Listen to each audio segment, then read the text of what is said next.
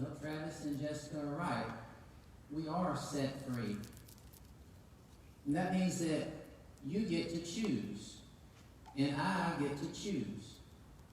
Whatever happens, we get to choose how we respond. Whatever someone says to us or about us, whatever happens to us, when somebody does us wrong, we still get to choose. We began this series talking about pride because it's common to all humanity. And we're going to finish up this series talking about anger because it's common to all humanity.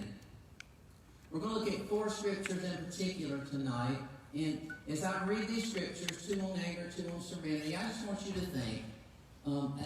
We all know what the right answer is. Don't worry about that. But how do you typically respond when you know somebody has said something mean, done something wrong to you? Do you respond by speaking or by listening, quickly or patiently, in anger or with serenity? In James chapter 1, we find this. Understand, my dear brothers and sisters, you must all be quick to listen, slow to speak, and slow to get angry. Human anger does not produce the righteousness God desires. The psalmist says in Psalm 37, be still in the presence of the Lord and wait patiently for him to act.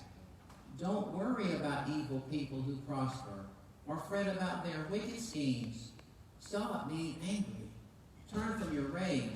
Do not lose your temper. It only leads to harm. And then Jesus, in John's Gospel, says, I'm leaving you with a gift. Peace of mind and heart. And the peace I give is a gift the world cannot give, so don't be troubled or afraid. And then later he says, I told you all this so that you may have peace in me. And what he had told them was that he was going away and they were going to feel alone. They were going to be in a bad situation. And he said, you may have peace in me in that situation. Here on earth you will have many trials and sorrows, but take heart. I have overcome the world. In these scriptures, I get the idea that how we respond, whether that's in anger or serenity, is based largely on our inside condition. How we are, or maybe better, who we are prior to whatever it was that happened. Who is in control? In our study group, this was one of our personal definitions of anger. Emotions caused by my lack of trust in God to care for me and to make things right. And I usually find that's fueled by my self-centeredness. The Big Book says this, and I know I've said it from here many times, resentment is the #1 offender. From its stem, all forms of spiritual disease. We ask ourselves, why were we angry?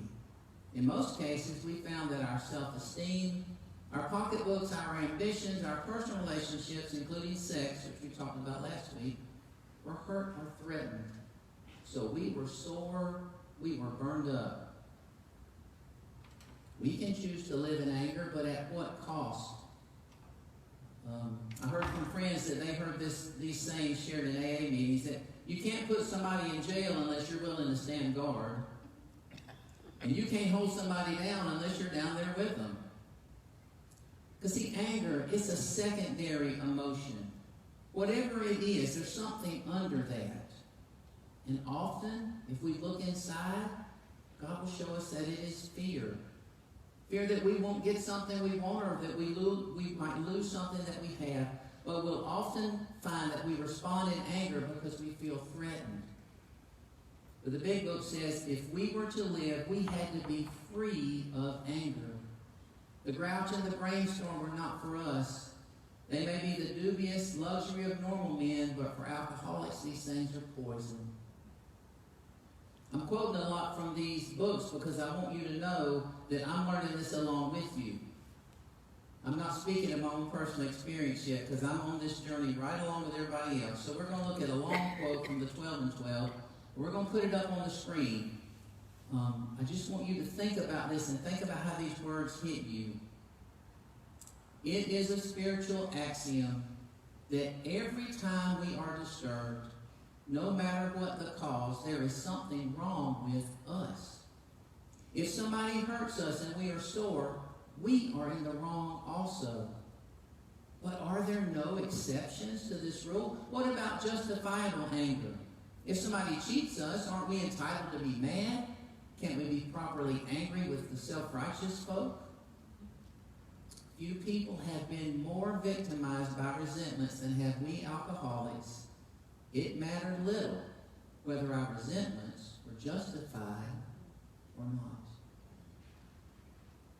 Anger is dangerous because it takes us places that we don't really want to go. Drop the Rock puts it this way: anger is a difficult emotion for us to deal with. Many of us, and probably when we were small, learned to deny, repress, substitute, or repress anger. And therefore, we never saw ourselves as angry people. I never saw myself as an angry person until my first counselor pointed out to me, when I had said nothing about my outburst, she said, "I bet you can really go off when something hits you." I was like, "How do you know that?" Many of us nursed long-standing resentments, and every time we thought about them, we got angry again. What makes anger so dangerous is that it burns without consuming, and we say things, feel things, and do things that are way out of proportion. Now that's a lot, I know. I just said a whole lot, and it's really thick. But here's the thing. When I back up and I look at the big picture of this is what I see. I see James say, human anger does not produce the righteousness God desires. I see the psalmist say, stop being angry. Don't lose your temper. It only leads to harm. The big book says, if we were to live, we have to be free of anger. And the 12 and 12 says, every time we're disturbed, no matter the cause, there's something wrong with us. And Drop the Rock says, anger is dangerous because it burns without consuming, and we do things way out of proportion. And here's my problem with all that. I do not want to believe it. Do you honestly want me to accept the idea that every time I become angry, I'm at fault? Because of how I respond? That makes me mad just the first time I read it. I got mad. So here's a time when those pesky tools like a daily inventory in step 10 and journaling can come in handy. Because they help me be honest with myself. And when I look back at the times I've been angry recently, like over the last 25 years, I can see there was something going on with me. Because I try not to be angry, and I try not to, and I try not to, and then I get way out of proportion angry and say and do things that people are going, why are you doing that to this? Well, I'm not. I'm doing it for all that stuff I've been holding inside, right? I don't like facing that truth, but that doesn't stop it from being true. And there's good news in this truth. It is simply this. You and me, we get to choose. Because God has set us free. That's what we sang about tonight. He has given us His Spirit, and we can make different choices. With Jesus in charge, we are given control of our emotional lives, including our anger. And no other person has that control over us. And if we find that others have control of our emotional lives, it is only because we have taken that away from Jesus and we have given it to Him. Serenity is an inside job. Well, then how do we get from anger to serenity? When we looked at our scriptures earlier in John 14, Jesus said He would give us a gift the world cannot give us. And He said it was peace of mind and heart. He said we could have peace in Him. He did not say we would have peace in our situation. He did not say we would have peace in our world, not peace in our family, not peace in our relationships, not peace in our community, not peace in our church. In fact, Jesus plainly says, in this world you will have many trials and sorrows. What He promises is peace in Him. Peace in the one who has overcome the world. Peace in Jesus, in our relationship with Him, our place in Him, our place in His heart, our place in His family, our place in His kingdom. And the only person who can stand in the way of my peace in Jesus is me. No other person can take that control unless I give it to them. And I know Jesus wants it, so that only leaves me and you. And how can we choose this peace that Jesus offers? I've been studying the Gospel of John recently, and the leader of the study brought out something the other day, and when he did, it hit me that idea that he was talking about was the key to this transition from anger to serenity, and I actually think it's the key to this whole series. Because steps 6 and 7, at least I'm finding for myself, they are not easy. When step 6 says we're entirely ready to have God remove all these defects of character, tell me who just says, oh, that's no big deal. I did that a long time ago. Yeah, right. That's not easy. So what we're going to do is we're going to put steps 6 and 7 on the screen, because that's what I want you to try and focus on. But I want you to hear these words of Jesus about how steps 6 and 7 become a reality for us in our everyday lives in a real world with trials and sorrows. This is what Jesus says. I will do whatever you ask in my name, so that the Father may be glorified in the Son. You may ask me for anything in my name, and I will do it. If you remain in me and my words remain in you, ask whatever you wish, and it will be done for you. You did not choose me, but I chose you. And I appointed you to go and bear fruit, fruit that will last, so that whatever you ask in my name, the Father will give you. Very truly, I tell you, my Father will give you whatever you ask in my name. Because until now, you've not asked for anything in my name. Ask, and you will receive, and your joy will be complete. It's asking Jesus. Because you and I get to choose. And we can choose Jesus in his way, or we can choose our way. But either way, it's a choice. The choice that we make between pride or humility, between envy or gratefulness, gluttony or moderation, sloth or action, the choice between greed or generosity, lust or purity, the choice between anger and serenity.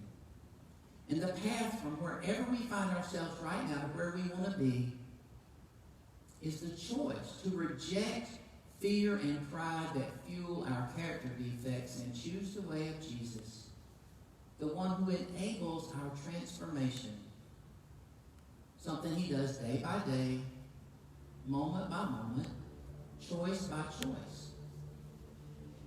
The thing that I love about the steps is, when I struggle with step 6, I know for certain the reason is I have not fully worked one or more previous steps about this particular problem. I know that. Because if I have done 1 through 5, Jesus is going to empower me to do 6. And when I get stuck at 6, I back up. I often back up all the way to the beginning. And I do that a lot, y'all. Because I can't get anywhere until I realize I'm powerless and my character defect is causing my life to be unmanageable. And nothing's going to happen about that in my own power. Only Jesus can do that, and I got to consciously give it to him. And then, stuff happens. So here's what I'd like to ask you to do tonight. Wherever you are right now, if you're watching on the internet, if you're here in this room, I'm just going to ask you to close your eyes, and I'm going to lead us through 2 little prayers just to see if God will say anything to you about what he's wanting to do in your life. So specifically, right now, you close your eyes and ask Jesus to show you specifically where he's working in your life. What shortcoming is he making you aware of right now?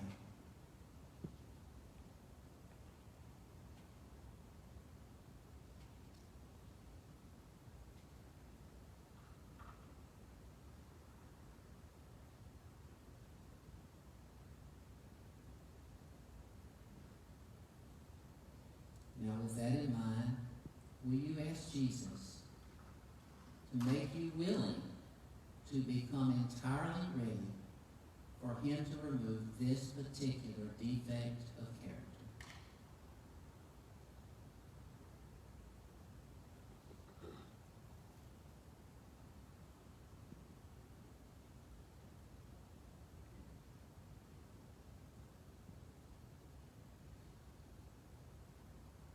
Lord Jesus, we humbly come before you and ask that you remove these and all our shortcomings. It's in your